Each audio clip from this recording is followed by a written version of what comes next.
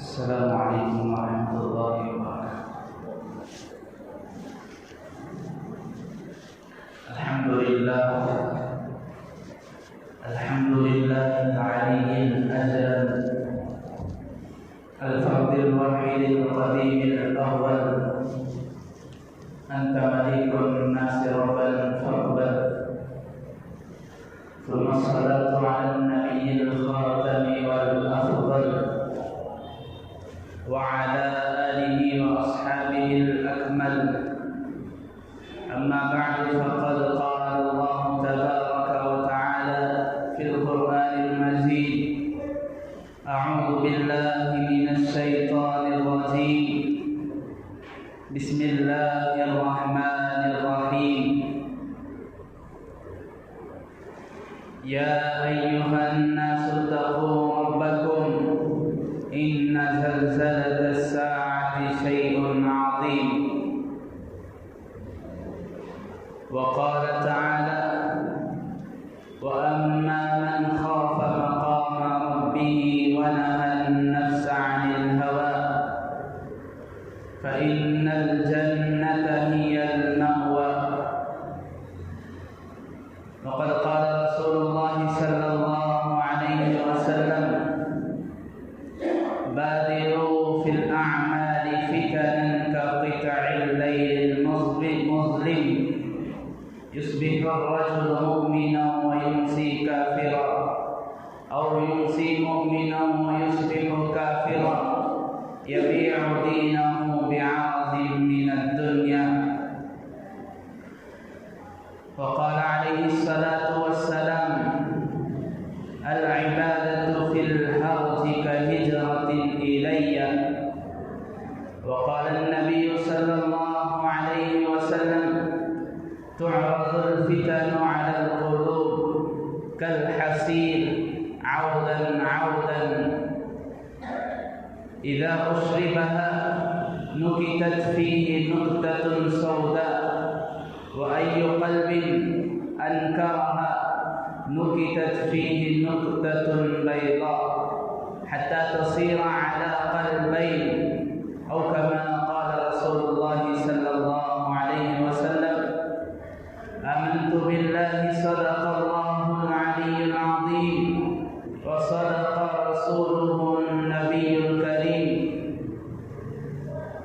ونحن على ذلك من الشاهدين والشاكرين، والحمد لله رب العالمين. اللهم صل على سيدنا ومولانا محمد في أول كلامنا. اللهم صل على سيدنا ومولانا محمد في أوسط كلامنا. اللهم صل على سيدنا ومولانا محمد في آخر كلامنا. اللهم أيدنا بتأييدك، اللهم أيدنا بتأييدك، اللهم أيدنا بتأييدك يا رب العالمين.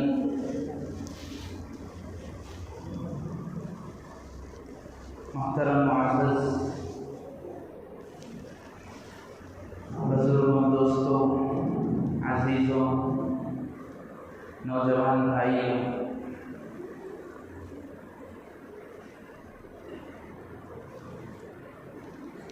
اللہ تبارک و تعالیٰ نے انسان کو دو چیزوں کے مجموعے سے پیدا کرا۔ انسان دو چیزوں سے بنا ہے۔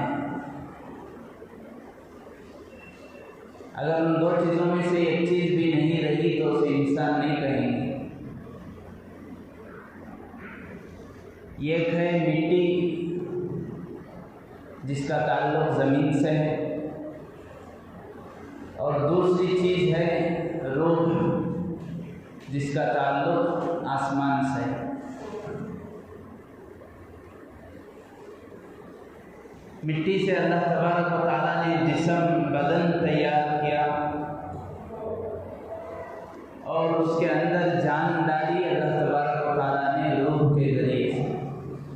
وَلَقَدْ خَلَقْنَا الْإِنسَانَ مِنْ صَلْصَالٍ مِّنْ حَمَإٍ مَّسْنُونٍ، ہم نے انسان کا جو خمیرہ تیار کیا ہے وہ ایک چکنی مٹی سے ہے۔ اگر صرف جسم ہی جسم ہے، روح نہ ہو تو اسے انسان نہیں کہتے، اسے کہیں گے میت۔ اگرچہ کہ وہ کتنے ہی قریب رشتہ دار کا، اگرچہ وہ اپنے باپ کا جسم ہی کیوں نہ ہو، اگر روح نکل گئی، صرف جسم ہے، صرف مٹی کا پتلا باقی ہے، تو یہ نہیں کہیں گے کہ ابو کو کب اٹھا رہے ہیں۔ یہ پوچھا جائے گا بھائی میت کو کب اٹھا رہے ہیں، میت کی تدفین کب ہے، نماز جنازہ کب ہے، تدفین کہاں ہے، کس وقت میں ہے، ظہر میں ہے، عصر میں ہے۔ اور صرف روح ہے تو وہ انسان کہلانے کے لائق نہیں ہے، وہ تو نورانی مخلوق ہے جسے فرشتے کہا جاتا ہے۔ تو انسان کہتے ہی ہیں دو چیزوں کے مجموعے اور مرکب کو، جسم مٹی سے بنا ہے اور روح اللہ کے حکم سے آسمان سے آئی ہے۔ اب جسم کو بھوک لگتی ہے تو اسے غذا، اسے خوراک دی جاتی ہے، اور اس غذا اور خوراک کا تعلق بھی مٹی ہی سے ہے۔ جسم کو جو کھلایا پلایا جاتا ہے اس کا تعلق مٹی سے ہے، اور زمین ہی سے اس کی پیداوار ہوتی ہے، کوئی بھی غذا ہو، کوئی بھی کھانا۔ جسم بیمار پڑتا ہے، بدن بیمار پڑتا ہے تو اس کے لیے ڈاکٹر طبیب کی ضرورت پڑتی ہے۔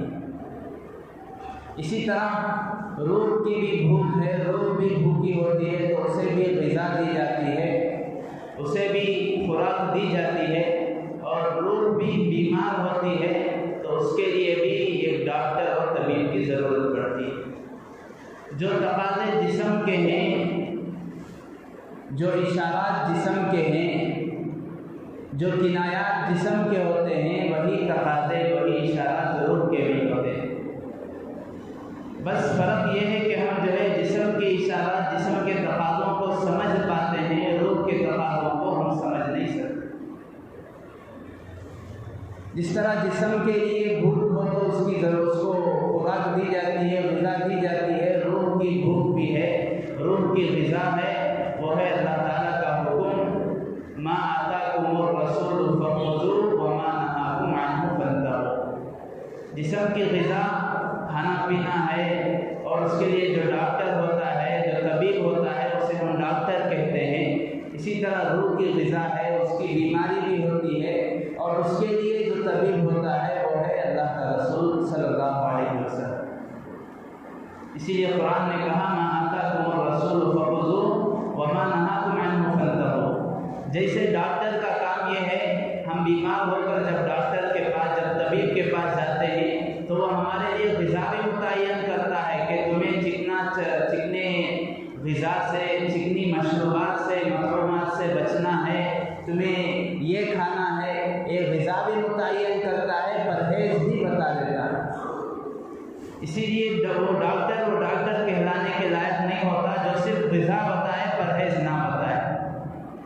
بالکل اسی طرح روح کی بھی غذا ہے، روح کی بھی پرہیز ہیں، وہ ہے خذوہ ما آتاکم الرسول فخذوہ وما نہاکم عنہ فانتہوا۔ جو میرا حبیب، جو رسول اللہ تمہیں دے اس کو اپنا لو، جن باتوں سے تمہیں روکے اس سے جو رسول اللہ حکم کرے وہ کرتے رہو، یہ روح کی غذا ہے، روح کی خوراک ہے۔ جن سے وہ منع کرے، جن چیزوں سے روکے، اس سے بچ جاؤ، یہ روح کی پرہیز ہے۔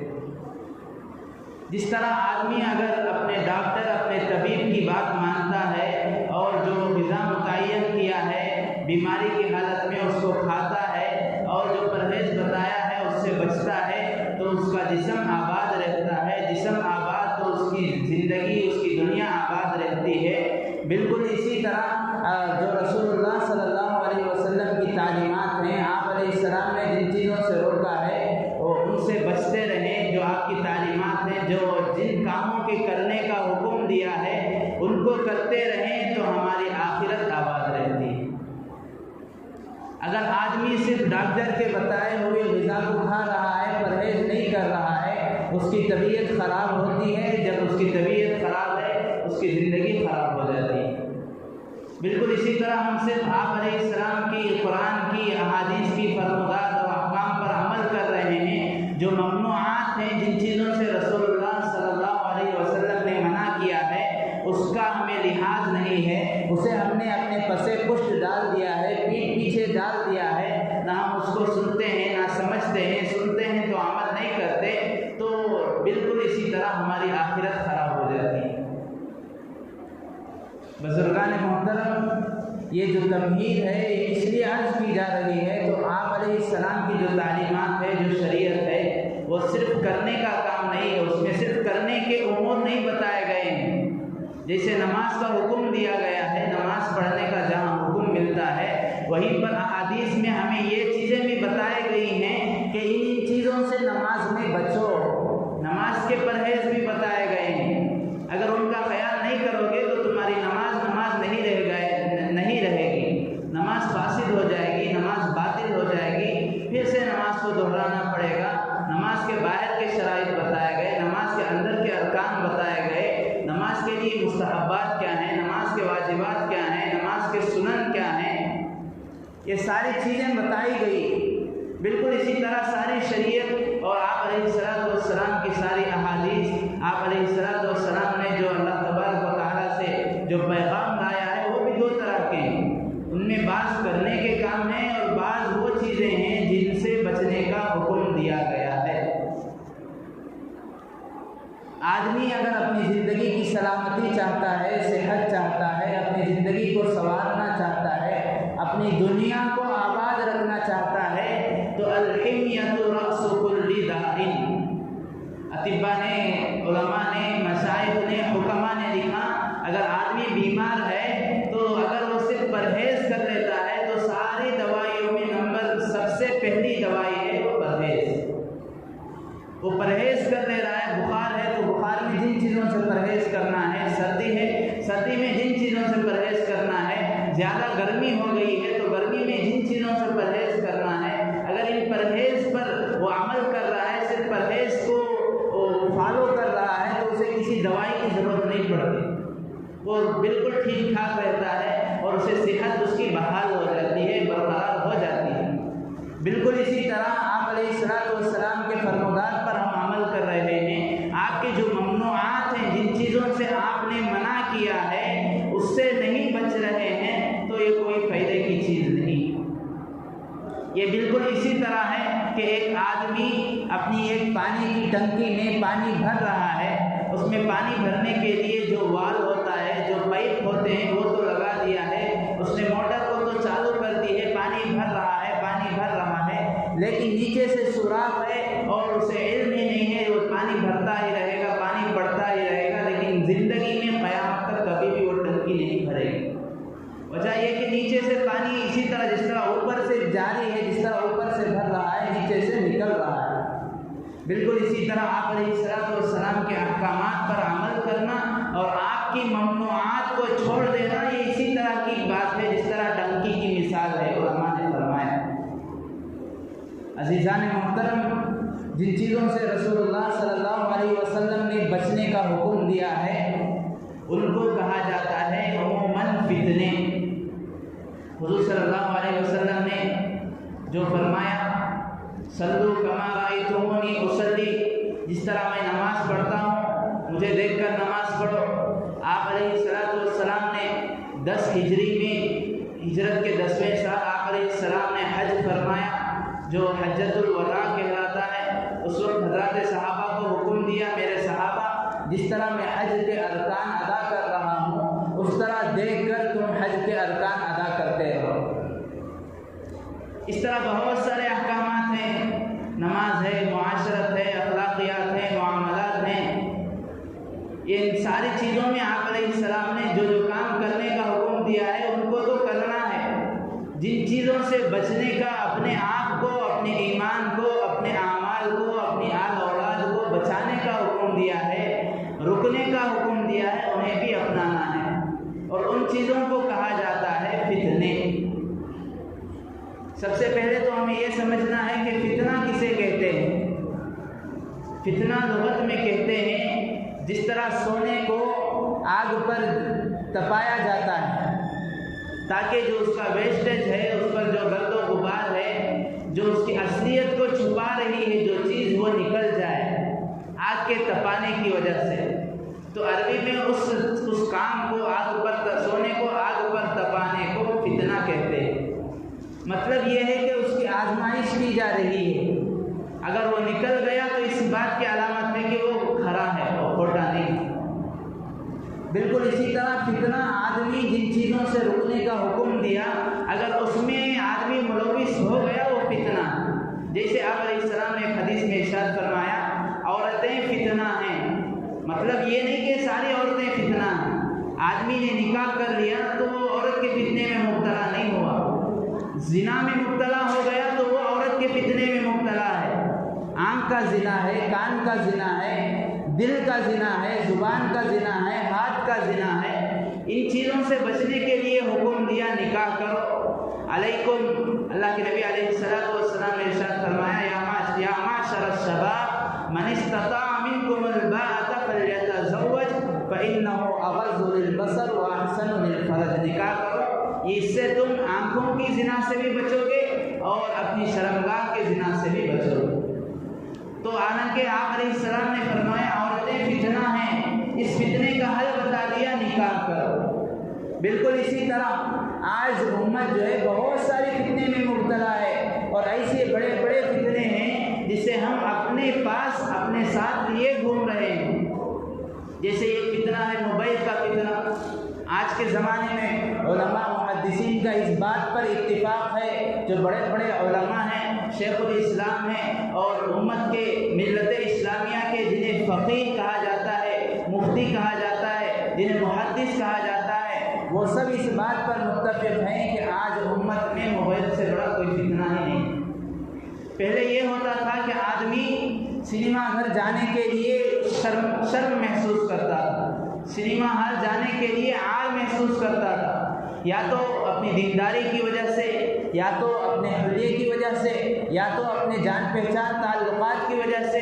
کسی کے سر پر ٹوپی ہے الحمدللہ، کسی کے چہرے پر داڑھی ہے الحمدللہ، کوئی با سنت کے حلیے میں ہے، تو اگر وہ اندر جا رہا ہے تو اسے عار محسوس ہوگی کہ لوگ کیا کہیں گے، آپ ٹوپی پہن کر اندر آ گئے، لوگ کیا کہیں گے، آپ حلیہ نبی کا رکھ کر اندر آ رہے ہیں۔ اس طرح وہ شرم محسوس کرتا تھا۔ آج اس موبائل کے فتنے سے وہ جو شرم تھی گناہ کے کرنے سے، آج وہ بھی ختم ہو گئی۔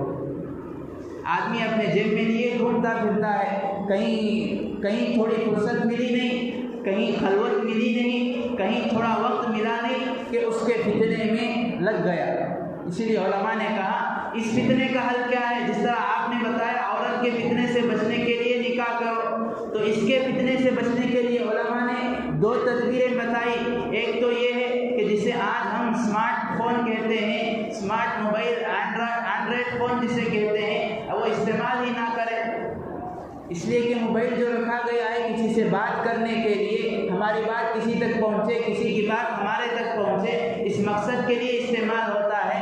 اگر کوئی صرف یہ مقصد، اس کا مقصد یہی ہے تو وہ چھوٹا فون رکھ لے، بیسک فون جسے کہتے ہیں۔ نہیں، اگر کسی کے لیے ضروری ہے تو وہ شخص استعمال کرے جسے اپنے آپ پر یہ یقین ہے، اپنے آپ پر بھروسہ ہے، اپنے آپ پر اعتماد ہے کہ مجھے خلوت ہو یا جلوت ہو، لوگ میرے آس پاس ہوں یا لوگ میرے آس پاس نہ ہوں، میں اللہ کے گھر میں ہوں یا اپنے گھر میں ہوں، لوگوں کے مجمع میں ہوں یا اپنے کمرے میں رہوں، ہر وقت میں گناہ سے بچوں گا۔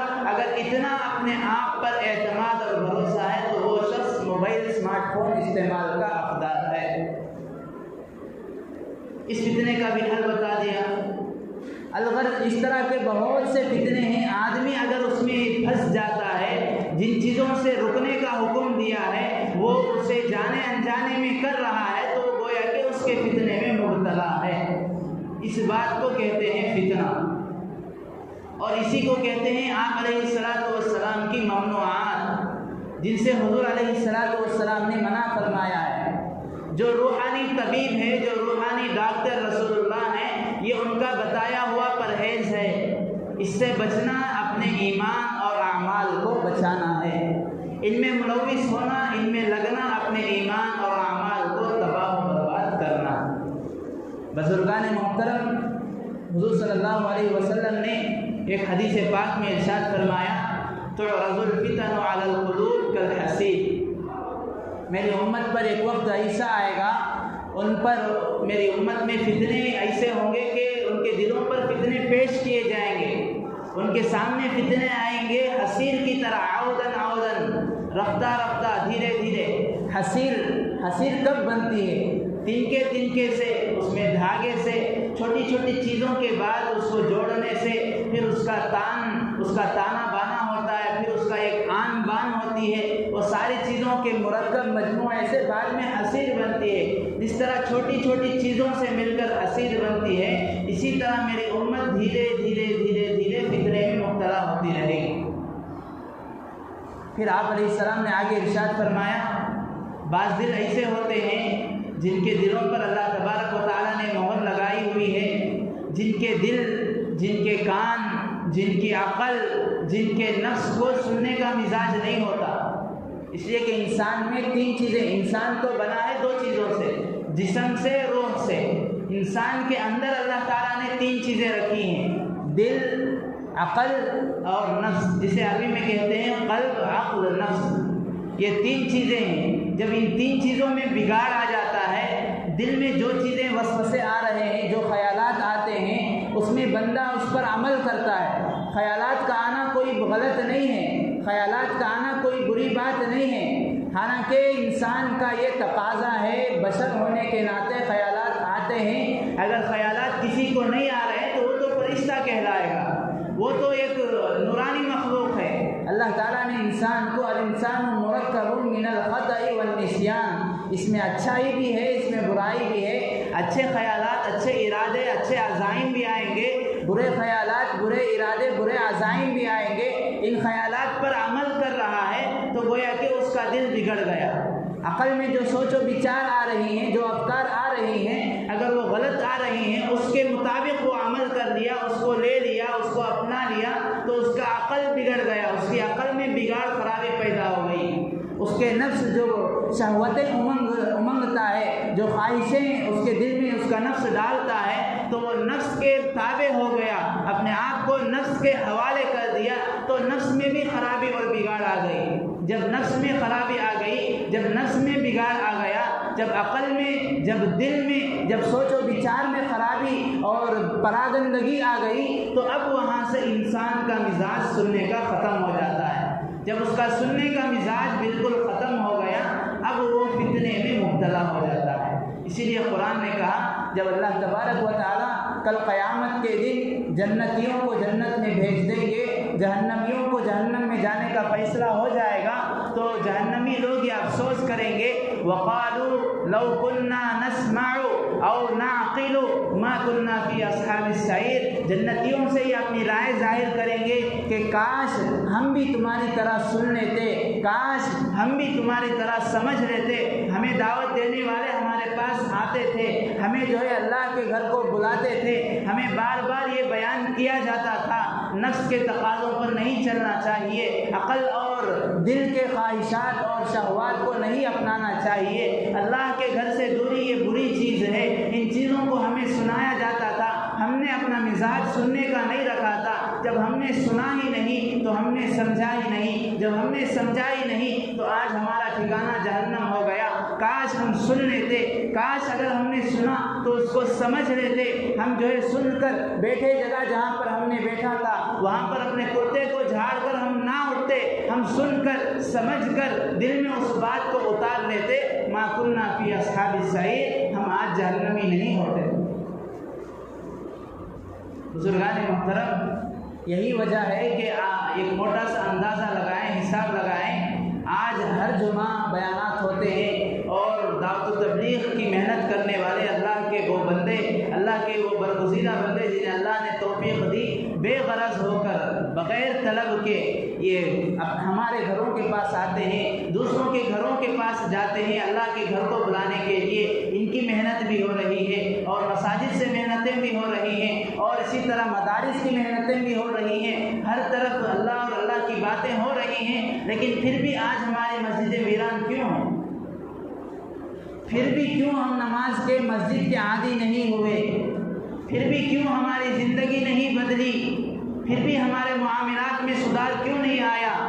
ہماری معاشرت وہی ہے، ہماری تجارتوں میں سود ہے، ہم حرام کاروباری میں مبتلا ہیں، حرام کا پیسہ، حرام کا لقمہ ہمارے پیٹوں میں جا رہا ہے۔ بار بار بیانات ہونے کے باوجود، بار بار حرام کے نقصانات، حرام کا گناہ ہمارے سامنے آنے کے باوجود اس سے بچنا کیوں میسر نہیں ہو رہا ہے؟ وجہ صرف یہی ہے، وقالوا لو كنا نسمع او نعقل، نہ ہم نے سنا اور اگر ہم نے سنا تو نہ ہم نے سمجھا۔ بزرگان محترم، جب تک امت سننے کا مزاج نہیں بناتی تب تک وہ فتنوں سے نہیں بچ سکتی۔ سننے کا مزاج آ گیا، اسی لیے علماء نے کہا لا تنظر الی من قال بل انظر الی ما قال، یہ مت دیکھو کہ کون بول رہا ہے، بولنے والے کی حیثیت کیا ہے یہ مت دیکھو، بولنے والا موٹا ہے، بولنے والا اونچا ہے، بولنے والے کی حیثیت کیا ہے، اس کا عہدہ کیا ہے، کون سے خاندان سے ہے، وہ کیا منصب پر ہے، کیا منصب پر فائز ہے، یہ مت دیکھو، وہ کیا بول رہا ہے یہ دیکھو، اس کی زبان سے کیا الفاظ نکل رہے ہیں، کس کی بات وہ کر رہا ہے، قرآن کی بات کر رہا ہے، حدیث کی بات کر رہا ہے، اس کو سنیں گے، اس کو سمجھیں گے، ہمارا ہی فائدہ ہے۔ اگر نہیں سنے، اگر ہم نے نہیں سمجھا، کل کے دن وہ کہنے والوں میں اللہ نہ کرے ہمارا بھی شمار ہو جائے۔ وقالوا لو كنا نسمع او نعقل، کاش کہ ہم سن لیتے، ہم سمجھ لیتے۔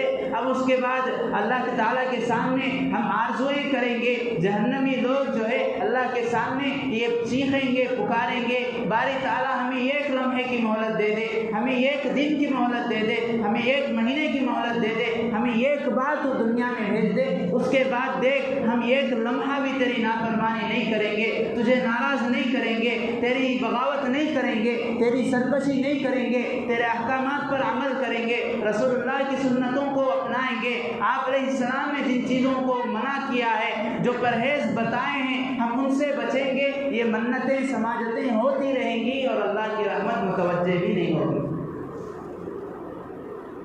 بزرگان محترم، اسی لیے اگر ہم نے سننے کا مزاج ڈال دیا ہمارا فائدہ ہے، کل کے دن حسرت اور افسوس کرنا نہیں پڑے گا۔ الغرض میں یہ عرض کر رہا تھا، حضور علیہ السلام نے جو فتنوں کی نشاندہی کی ہے، فتنوں کی سنگینی بتائی کہ ایسے فتنے آئیں گے میری امت کے دلوں پر، فتنے اس طرح دھیرے دھیرے گھسیں گے کہ حصیر جس طرح ہوتی ہے، حصیر جس طرح تیار ہوتی ہے تنکے تنکے سے، اس کا ایک آن بان ہوتا ہے، اس کا تانا بانا ہوتا ہے جسے کہتے ہیں، یعنی جس طرح وہ آپس میں جڑتے ہیں، ایک ایک کاڑی ایک ایک تنکے کے بعد جوڑنے کے بعد اس کو دھاگے سے پرونے کے بعد حصیر جس طرح تیار ہوتی ہے، جس طرح اس میں وقت لگتا ہے، اس طرح دھیرے دھیرے دھیرے ایک وقت تک، ایک سمے تک فتنے میرے امت کے دلوں پر گھستے رہیں گے، اثر کرتے رہیں گے۔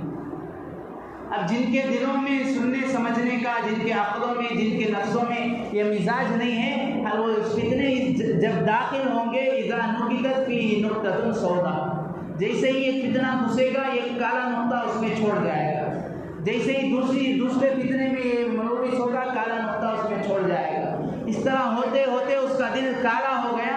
اب اس کے بعد ختم اللہ علی قلوبہم وعلی سمعہم وعلی ابصارہم غشاوہ، وہ سنتا تھا، سننے کی تو مہلت تھی، اب اسے سنے بھی نہیں آئے گا، حق کی بات کہتے ہیں تو وہاں سے اس طرح بھاگے گا جس طرح آیت الکرسی پڑھتے وقت شیطان بھاگتا करता है।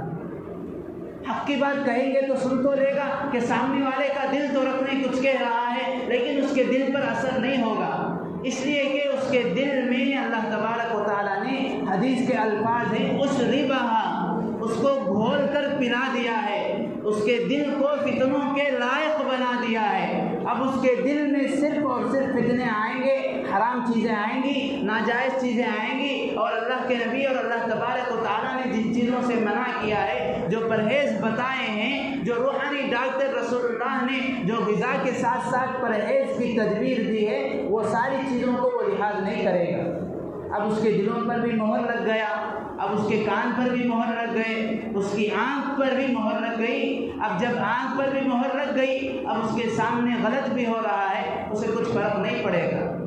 मन रआ मिनकुम मुनकरन फल्युग़य्यिरहु बियदिही, अब उसके सामने गलत हो रहा है, उसके घर वाले बेनमाजी हैं, वो खुद बेनमाजी हैं, उसकी बीवी, उसके बच्चे, उसके लड़के, उसकी लड़कियां फहाशी में, अय्याशी में, गुनाह में, सगीरा में, कबीरा में मुब्तला है, उसके सामने उसकी बच्ची जो है औरियान फिर रही है, नंगी फिर रही है, छोटे कपड़ों में फिर रही है, अपना सतर दिखा रही है। अब उसे रोकने की हिम्मत तक नहीं होती, ना ज़ुबान से रोक सकता है, ना वो अब हाथ से रोक सकता है, ना उसको अपने दिल से बुरा समझ सकता है, जो कि ईमान का अदना दर्जा है।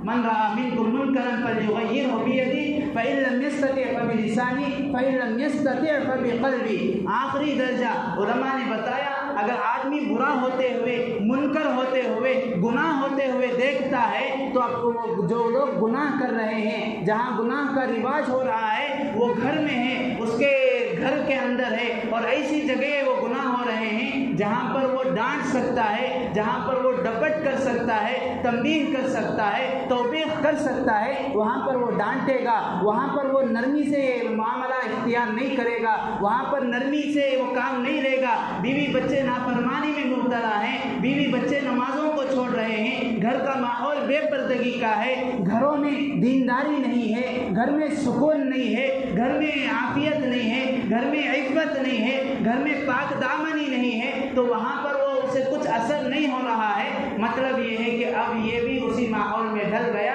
अल्लाह ताला ने इस पर मोहर लगा दी है। अब जब तक अल्लाह तौफीक ना दे, कुछ नहीं कहा जा सकता।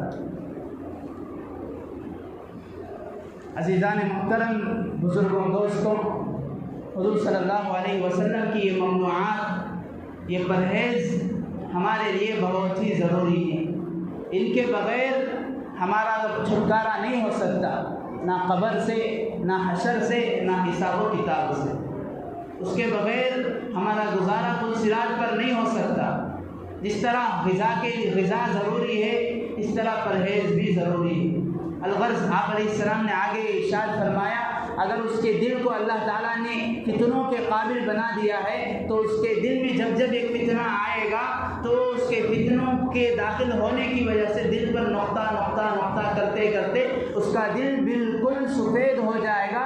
ला यारिफ़ु मारूफ़न वला यनकिरु मुनकरा, ना अच्छाई कहने से ना कह सकता है, ना कर सकता है, ना बुराई से रुक सकता है, ना रोक सकता है। अल्लाह तबारक व तआला इस तरह उसके दिल को काला कर देंगे। अब बाज़ दिल ऐसे होते हैं हत्ता तसीरु अला क़ल्बैन, ये तो एक किस्म के लोग हैं, एक किस्म की दिल हैं, और बाज़ किस्म के लोग जिनके दिल इस तरह होते हैं कि इज़ा नुकितत फ़ीही नुकियत नुक्ततुन बैज़ा मसलुस सफ़्र और कमा क़ाल अलैहिस्सलाम, आप अलैहिस्सलाम ने फरमाया, बाज़ लोगों के दिल इस तरह होते हैं, जब कोई भी फितना आता है तो उससे वो हरकत उनके दिल को नहीं होती, मुतासिर नहीं होते, उससे असर नहीं लेते, चाहे माहौल किसी तरह हो, चाहे बेहयाई का माहौल है, वो अपने घर में दीनदारी का माहौल कायम करेगा।